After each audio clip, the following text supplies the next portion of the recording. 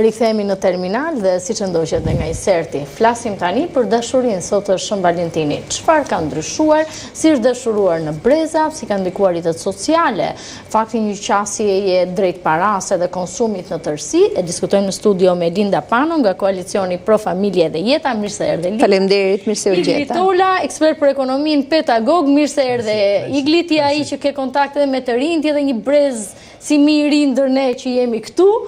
Por më lë të prezantoj Suela Koçibellini, ekspert e edukimi, mirë se erdhe Suela, dhe Albano Zhapaj, sociolog, pedagog. Mirë se erdhe Albano. Linda, çfarë ka ndryshuar në mënyrën si dashurojmë sot? Shet ndryshim për shembull ti kur unë mendoj pastorin për shembull. Shiko, unë mendoj që brezi ynë ka kërkuar më pak. I ka pas pritjet më të ulta dhe ka kërkuar më pak në marrëdhënie, thjesht ndjenjën, ndërsa brezi tani kërkon shumë më shumë. Nuk kërkon, për shembull, do flas për brezin e prindërve tanë. Brezi i prindërve tanë, edhe në qoftë se nuk ekzistonte dashuria, i mjaftonte stabiliteti. I mjafton të ideja që gjërat shkonin në rregull, të rrisnin fëmijë, të kishin një familje, të siguronin mjaft, edhe nuk ishte problem që të mos ishte ajo i sparku, ajo shkëndia e dashurisë ose pasioni. Brezi ynë kërkoi pasion, kërkoi edhe të mbante duart bashkë, edhe ndoshta në një nivel që jo aq të madh sa ç'është brezi tani. Brezi tani nuk kërkon thjesht pasionin, kërkon edhe financat, kërkon edhe stabilitetin ekonomik, kërkon edhe luksin ndoshta. Jo të gjithë, po në përgjithësi mendoj që kanë këta dhe keni qenë ju më naiv? Jo. Dhe Aurora, unë do të them që është e pa precedent në gjithë historinë e njerëzimit, gjenerata Z është më pak inteligjente se sa gjenerata e prindërve të vet.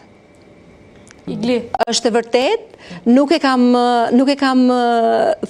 them unë këtë, e thon statistikat që gjenerata Z është më pak inteligjente edhe më pak e përgatitur për jetën, se sa gjenerata jonë, gjenerata e prindërve. Si që bëjnë këto me llogari, se si janë kaq të zgjuar. Po shiko se mendoj që po mendoj që tha Linda, shiko, brezi i prindërve të mi ta kërkonte qetësinë, stabilitetin, mbështetjen për të rritur. Pastaj në dashurinë, këta i bën të dyja bashkë, i bie kështu. Kërkojnë edhe këtë. Jo të dyja bashkë.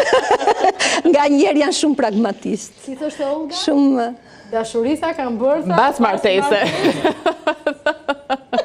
Dhe kjo është batu që nuk harrohet asnjëherë. Po është më safe. Ajo që ka thënë Olga është më safe. Tani se çka ndodhi me brezat përpara nuk jam kompetent as nuk. Jo, ne kemi për brezin tënd, se për brezat e mbarshëm jemi vetë përfaqësues.